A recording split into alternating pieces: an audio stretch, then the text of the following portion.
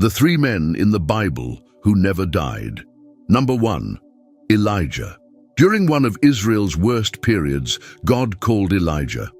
At that time, Israel had one of the worst kings, whose name was Ahab. The accounts of his life cover more than most kings, despite there being no book written in his honor. His encounter with the prophets of Baal on Mount Carmel made him very famous. But Elijah, on the other hand, represented a different kind of authority. He had no connections with the political establishment or the royal family. He had the ability to speak truth to earthly power without being co-opted or corrupted. Elijah was a courageous person who stood up for the truth, no matter who was in power. He represented a completely different kingdom with a very different objective. Elijah seemed to have reached the pinnacle of life's adventures, heroic beyond belief, but humble at heart. He was about to surpass all of them. He was about to avoid death. Elijah's deathless departure places him in the rare category of deathless departure. Although we are never told when or how God did this, it is clear from the context that he informed Elijah about his imminent departure. God revealed this to the sons of the prophets as well as to Elisha, the close friend and divinely chosen successor of the old prophet. Then Elijah turns to his friend and asks, "What can I do for you before I go, before the Lord takes me from this earth?" As they continued walking and talking, suddenly a chariot of fire with horses of fire appeared and separated the two, and Elijah went up to heaven in a whirlwind. This is fantastic. Elijah was not preaching or prophesying at that moment. They were just two close friends talking. It must have been a fantastic moment. A chariot of fire and horses of fire appeared, and Elijah went up in a whirlwind. Elisha saw this and cried out, my father, the chariot of Israel and its horsemen," and he saw Elijah no more. Then he took his own clothes and tore them in 2 pieces as a sign of mourning. Elijah's contract of deathlessness suddenly took effect. Nothing of God dies. Our Creator God is all-powerful and never runs out of resources. Elisha was surprised and stunned for a brief moment, but it didn't last long. He bent down and picked up the prophet's mantle, remembering Elijah's words.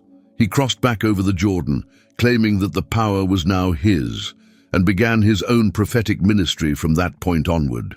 Number 2, Enoch. The first mention of Enoch is found in Genesis chapter 5. There was an Enoch who was Cain's son, and this is not the same Enoch mentioned in Genesis 5:21. When Enoch lived 65 years, he became the father of Methuselah. Jude says that Enoch, the 7th from Adam, warned about the coming judgment of the Lord against them. Jude 1:14-15. Behold, the Lord comes with thousands of his saints to execute judgment upon all and to convince all the ungodly of their ungodly deeds which they have ungodly committed, and of all the harsh words which ungodly sinners have spoken against him. Enoch was a man who walked with God amidst the moral decay in the days of Noah and spoke of the coming judgment at a time when most of his contemporaries had only the record of their birth and the children they also begot. Enoch is like a breath of fresh air. He was introduced like the others, but his testimony is captivating. His description is short but weighty and significant. This indicates something about his pure walk with God that transcended him. His life has provided a model for many people over different generations, teaching us to live for an audience of one. He teaches us to passionately seek intimate fellowship and companionship with God. Enoch walked with God and was not found among men because God took him to be with him. Enoch's case was the first documented rapture, as if God simply took him. Perhaps the fellowship was so intense that God's presence simply enveloped him and took him up. The book of Hebrews speaks of men of whom this world was not worthy, Hebrews 11:5-6. By faith, Enoch pleased God and was taken up to heaven so that he would not see death, and he was not found because God had taken him. For before being taken to heaven, he had received the testimony still recorded, that he walked with God and pleased him. But without faith, it is impossible to please God and walk with him, for whoever comes to God must necessarily believe that he exists and that he rewards those who earnestly and diligently seek him. It is a great comfort to know that God will always prepare sufficiently and abundantly for his own and will care for us tenderly until we flourish miraculously. God is always looking for faithful and loyal seeds who will live their lives completely for him. These are the vessels through which he can truly use and manifest his glory.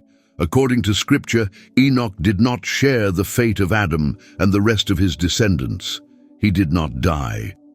Enoch is used as an example of the rapture in the New Testament.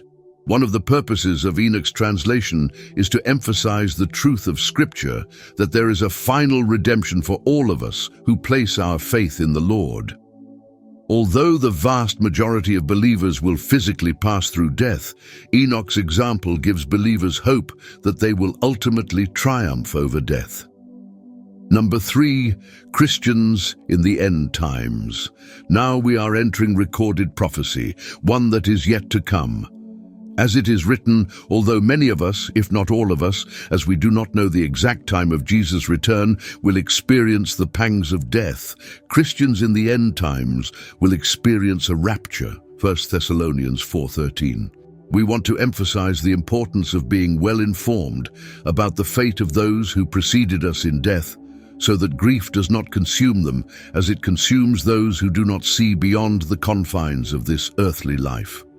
The hope we have transcends death, firmly grounded in the belief that just as Jesus Christ triumphed over death through his resurrection, God also promises us the final victory over death. He will ensure that all who in life place their faith in Jesus will be reunited with him in eternity. This promise is based not on mere human words, but on the authoritative word of the Lord himself.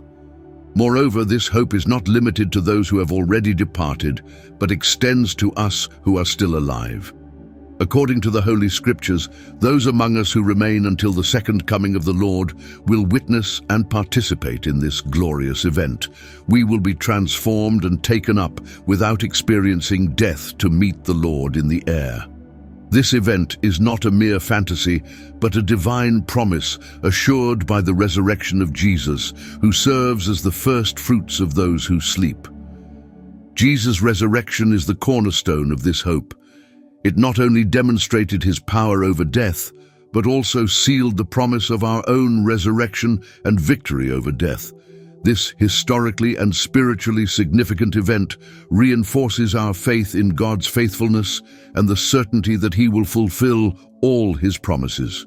Therefore, even in the face of death, we can cling to the hope that death is not the end, but the gateway to a new existence in the presence of God.